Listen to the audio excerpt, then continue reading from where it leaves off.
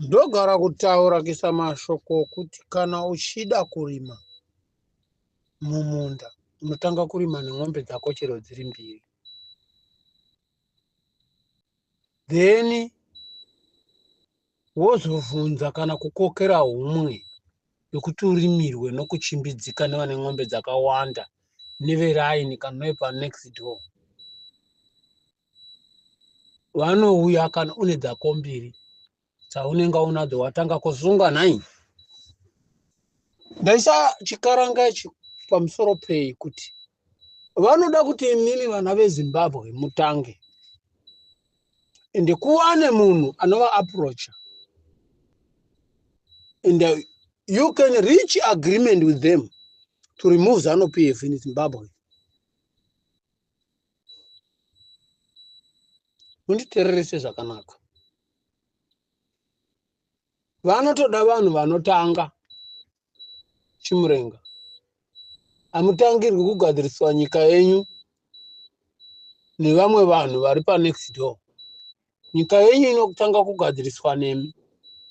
Kana kuramba zvirimo muchirwa nazvo muzotsvaka vari pa next door vanokubatsirai kubvisa uori huri mukati memba yenyika yenyu sehweZANU-PF.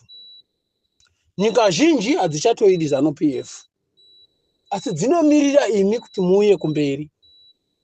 Mauya kumberi maramba zvavanoda veZANU-PF, then vokupai help yokuti ZANU-PF, how can remove ZANU-PF.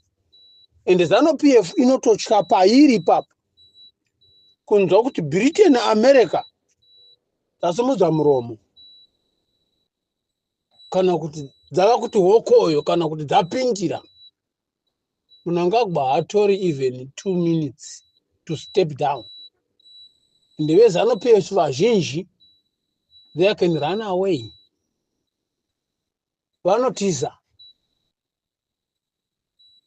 sokuti vanotora ufumu hwenyika vaisa muhomwe dzavo hazvina kutanga nhasi kana kuti vhiki yakapera kana kuti April. From 1980 pane mabudgets akasiyiwa achinzi ndeeroads, ndeechipatara, ndeetransport, ndeechinyi, zvakawanda, agriculture, chinyi, wati varimi zvese. Hakuna sekta yakasiyiwa isina budget yayakanga yakaisirwa patable parejimu yaSmith yavakabvisa vachisa yavo yavakabvisa rejimu yaMutsimitsi naMuzoriwa. Vakanga vane mabudgets agriculture and rural development yakanga ine budget yayo. Vane culture and artist wati vakanga vane budget yayo. Ministry of Transport yanga ine budget yayo. Nemari yayo pote budget yokungonyora chete zvavari kuita ivo pasina chinobuda. Hospital yanga ine mari yayo. Ende pane percentage yatozikanwa kanyangwe izvozvi vanotoziva kuti our collective to the tax pay muno muZimbabwe imari yakati per monthly, per year, it's so much money from different organization or companies they are in Zimbabwe. Vanotoziva but mari yevakaizvambura imwe yacho vaisa muhomwe dzakaboka mbavha dzitora chitiza nayo. Roy Bennett makatora imba yanga yakazara nemari yama US dollar. Imimi vanhu veZANU-PF imimi chitora minda imimi. Roy Bennett hakuna asina kudya mari yaRoy Bennett. Vana Chris Mutsvangwa zvendiri kutaura vanotoziva kuti Roy Bennett vakatora purazi raRoy Bennett pana Mutare apa. Akazopisa imba imwe yanga yakazara nemari, mukamusungira izvozvo, mukamutochera izvozvo.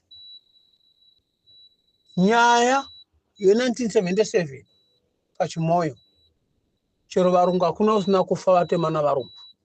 Munhu wese wakafa achirwira rusununguko.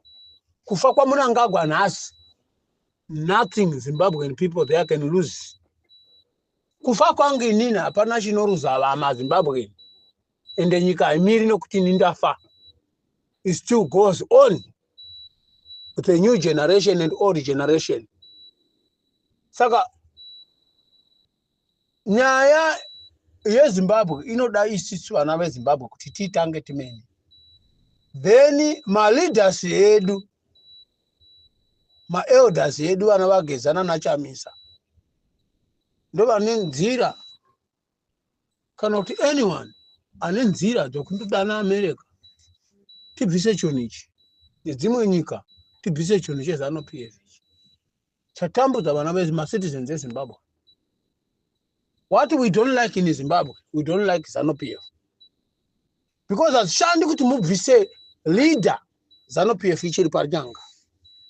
Panongouya the same munhu ari kuita the same story because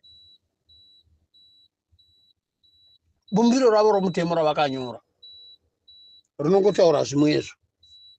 Constitution yavo yavakanyora yavo veZANU-PF inongotaura uori humwewo.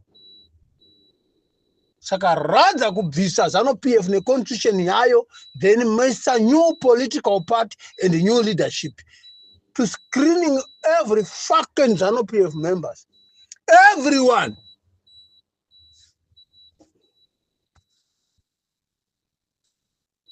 Vana Mutuli Ncube vapedza meeting vava kusungwa kuAmerica.